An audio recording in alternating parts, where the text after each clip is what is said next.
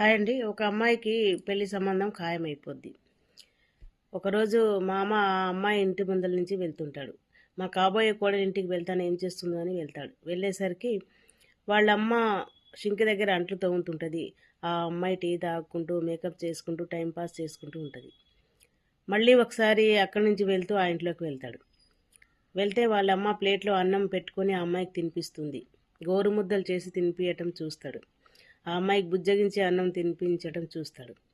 చూసి ఇంటికొచ్చి ఫోన్ చేసి ఈ పెళ్ళి క్యాన్సిల్ చేస్తున్నా, మాకు అవసరం లేదు అంటాడు. వాళ్ళు అడుగుతారు, వియంకుల వారు ఎందుకండి అని అడిగితే, తల్లికి ఎప్పుడు నేను 3 సార్లు వచ్చినా ఎప్పుడు తల్లికి పనిలో సహాయం చేయట్లేదు మీ అమ్మాయి. తల్లికి సహాయం చేయని అమ్మాయి ఎవరికి సహాయం చేయదు, ఎవరికి బాగా చూసుకోదు. సంబంధం అంటే 2 కుటుంబాలు కలిపేది, కలుపుకొని పోయేటట్టు మీ అమ్మాయి అవపడతలేదు, మాకు వద్దు అని చెప్పేస్తాడు.